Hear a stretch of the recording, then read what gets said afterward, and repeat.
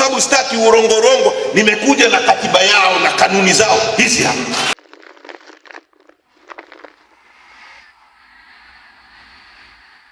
Mimi kwa sababu sitaki urongorongo, nimekuja na katiba yao na kanuni zao hizi hapa, ili niwasomee mwelewe.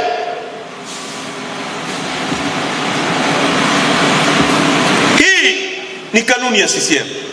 Wanasema utaratibu wa kuomba uongozi, ibara ya 4. Ratiba ya uchaguzi wa serikali kuu na serikali za mitaa na uchaguzi mdogo wowote unaofanywa itawekwa na chombo cha dola chenye mamlaka ya kusimamia uchaguzi. Mara baada ya ratiba hiyo kutolewa, katibu wa CCM wa ngazi inayohusika na uchaguzi huo atawapa fomu za uongozi za kuomba uongozi wanachama wa chama waliojitokeza kugombea.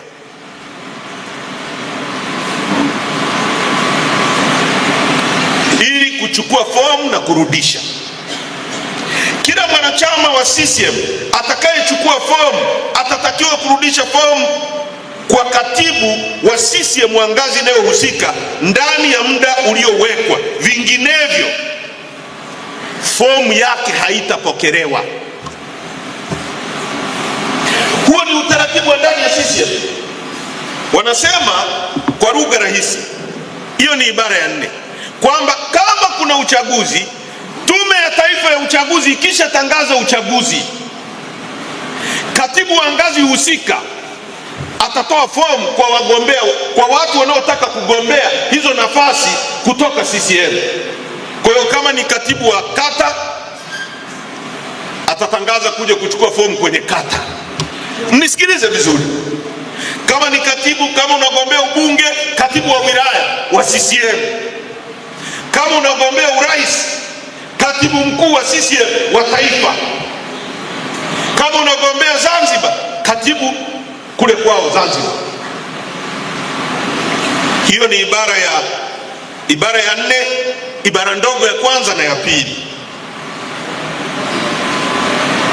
Wameeleza, wameenda, wanasema wanachama wanaogombea nafasi ya urais wa Jamhuri ya Muungano wa Tanzania watachukua na kurudisha fomu kwa katibu mkuu wa CCM, makao makuu ya ofisi ndogo Dar es Salaam.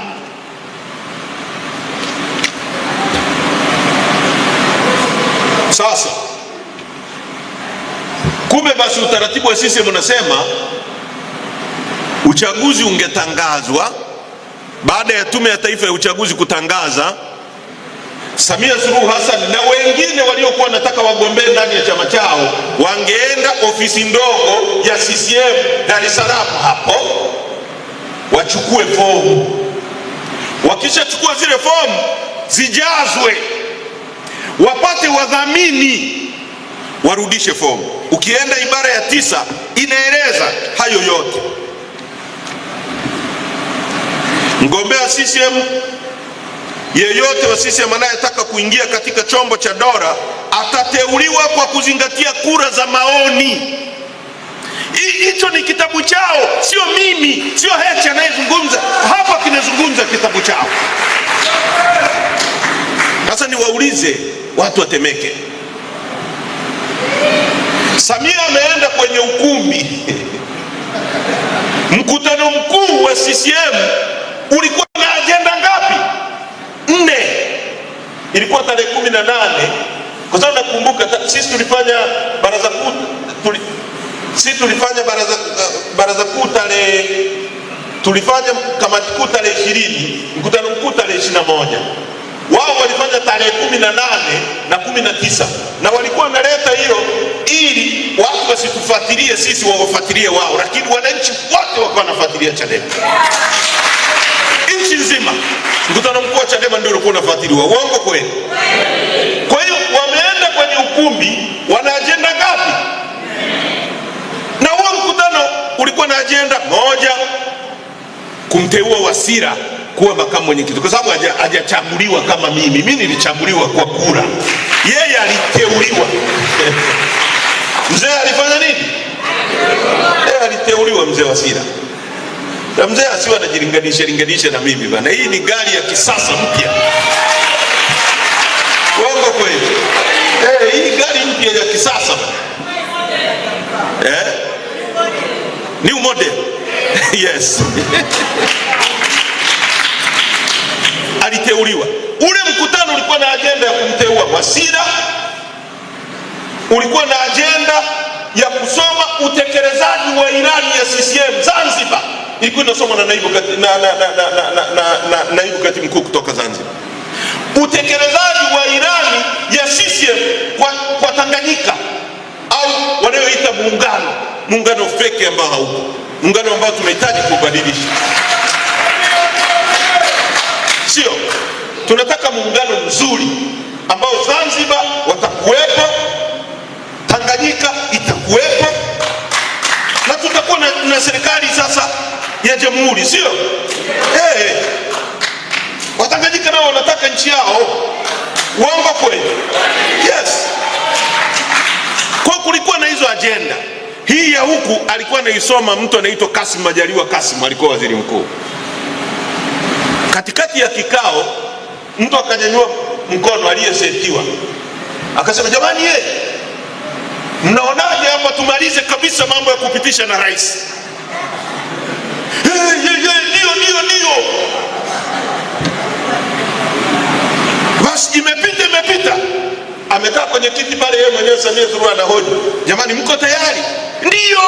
Waliosema ndio wameshinda, kwa hiyo tumpitishe mgombea. Haya, sasa utaratibu utaufanyaje? Tunaomba utupishe kidogo, ili sasa, kwa sababu ni kikao kinachokuchagua. Nichagueni hapa. Jamani, nasema uongo? Nasema uongo? Kwa hiyo unachaguliwa umekaa kwenye kiti hapo. Yaani kwa mfano mwaka jana sisi tulikuwa na uchaguzi, ilipofika wakati wa uchaguzi Mboya alipishwa kwenye kiti. Uongo kweli? Wajumbe wa mkutano mkuu wako hapa, nyosha mkono tuone. Si Mboya alipishwa kwenye kiti bana. Kiti kikakaliwa na mtu anaitwa Mwakajoka, tulikuwa naye bungeni kutoka Tunduma, ndiye alikaa kwenye kiti wakati kura zinapigwa, kwa sababu ni principle ya kawaida, you cannot be a judge of your own case. Ukiwa jaji wa kesi yako mwenyewe utajipendelea. Tunaelewana vizuri? Sasa eti yule mama, uchaguzi unaendelea, anasema mimi hapa piga kura, nimekaa hapa. Kwa hiyo akapitishwa, ndio mgombea. Mwezi wa kwanza, katiba yao ibara ya 4 inasema usubiri mpaka uchaguzi utakapotangazwa. Cha kwanza, wamepitisha mgombea, ratiba ya uchaguzi haijatangazwa, ya uchaguzi wa serikali. Hajachukua fomu, hajajaza fomu, hajarudisha fomu, hajatafuta wadhamini, hajachujwa na kikao cha neki, amepitishwa moja kwa moja na mkutano mkuu. Hizo ni kanuni zao, zinasema hizo prosesi zote, sio Heche. Msajili yupo, Jaji Mtungi yupo, anaona Jaji Mtungi kwa mujibu wa sheria ya vyama vya siasa, yeye ndo anapaswa kusimamia kanuni, kuona kwenye vyama vyote zinafuatwa. Mpaka leo Jaji Mtungi hajawahi kusema kwamba Samia hakufuata utaratibu wa kuchukua na kurudisha fomu ya chama chao. Hajawahi kuandikia CCM barua, hajawahi kutaka watoe maelezo. Huyo Jaji Mtungi ana uhalali gani leo Chadema tukikosea wa kutuandikia barua ya kutuambia tutoe maelezo? Mnanielewa vizuri? Mnanielewa vizuri?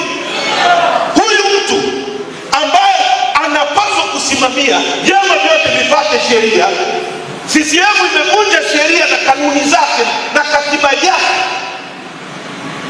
hajai kuiambia fyo wala fyu. Alafu huyo Jaji Mtungi anachukua vibaraka wanaojiita viongozi wa Chadema, anawaweka kwenye mahoteli, anawapa pesa, anawapanga kushughulikia chama chetu. Alafu watu wanatuambia tumia busara, piga magoti tu. Bwana, sisi Lissu wamekataa na mimi nimekataa. Nyie mnasemaje? Nyie mnasemaje? Unajua ni ujinga wa kiwango ambacho ni sawasawa na mtu anayejiona na kuzidi nguvu, ana mabavu, ana fedha, ana bunduki, alafu aje achukue mke wako alale naye, alafu ukimfumania anaanza kukupiga wewe na anakuambia niombe msamaha kwa kunifumania. Alafu kuna watu wanajifanya wana busara, wanakuambia wewe muombe msamaha tu. Mimi hiyo sitakubali. Nyie mnasemaje? Wakuli wanasema hata kama wewe ni mdogo unafia kwenye chako. Unafia kwenye? Ndio. Hatutakubali. Yaani huwezi kutuonea waziwazi alafu unatushinikiza kukupigia magoti. Hilo lilikuwa ni jaribio la kwanza, na ndio maana nimesema mimi nina matatizo na Samia Suluhu Hassan jinsi alivyojipatia uongozi. Sasa ndugu zangu, mzee wangu, tukisema hakufata sheria kwenye kufata uongozi, tumekosea nini hapo? Nimekosea nini hapo mzee? Sasa nikisema hivyo wanasema wananiwinda waniumize. Lissu akisema hivyo kwamba kama unapindisha sheria ya chama chako, ukija ukawa kiongozi wa nchi utapindisha sheria kwa sababu imekuwa ni utaratibu wako. Nyie watu wa Temeke mnanielewa? Haya, alipomaliza kutengeneza na kupora mchakato wa ndani ya chama chake, akakumbuka sasa humu nimeshafanikiwa humu, hawa wote mimi nawaendesha tu, nikisema kulia geuka wanageuka. Unajua CCM wamezoea unafiki. Yaani ukiwa rais ukisema, kwanza wanaamini rais ni Mungu. Nilimsikia hata wakili wa serikali jana anasema kwa kitendo cha Lissu kusema rais aje hapa kutoa ushahidi, huyu Lissu anaweza kumuita Mungu siku moja, kwa sababu yeye anaamini rais wao ni Mungu. Ndio maana mimi nikimtaja Samia humu wanaona kama na kufuru. Samia ni binadamu tu, na alikuwepo Mkapa, alikuwepo Nyerere, alikuwepo Mwinyi, alikuwepo Magufuli, na kitendo hicho cha kuonesha hao watu wamekufa inaonesha na wao ni binadamu. Kama Mwinyi asingekufa, Mkapa asingekufa, Nyerere asingekufa na Magufuli, tungesema ukiwa rais unakuwa Mungu. Mungu si ndio hafi ndugu zangu? Wengine wote wanakufa. Kwa hiyo alipomaliza mchakato wa ndani ya chama chao akakumbuka kwamba huku nje nina chuma kilichopigwa risasi 17 kinatembea, nitakikabili vipi? Nikienda kule Tarime nikutane na wananchi halafu aje Lissu, nitaeleza nini mimi? Hatua ya pili, kamata Lissu, mpe kesi ya uongo. Wakamkamata tarehe 9 mwezi wa 4, wakambambika kesi. Wamekaa naye. Katikati hapo wana CCM wakaanza kupinga, jamani utaratibu wa kufuatwa si nini. Yule Malisa wakamkamata wakamweka ndani, wakamfungulia kesi ya uhaini. Mpina akaruka akaenda ACT, wakaenda kule. Mpina ameenda kuchukua fomu, tume ikamnyima fomu. Yaani tume ya uchaguzi eti mtu anaenda kuchukua fomu, la tukupi fomu, sisi hatukupi. Hata hiyo ni tume kweli ndugu zangu?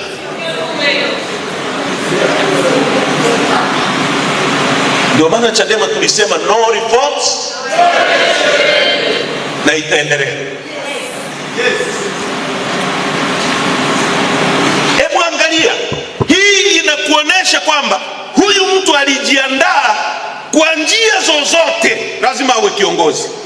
Whether anakubalika, whether wananchi hawamtaki, mtake mstake. Wazungu wanasema it's me or the highway, yani kama sio mimi bora nchi ife.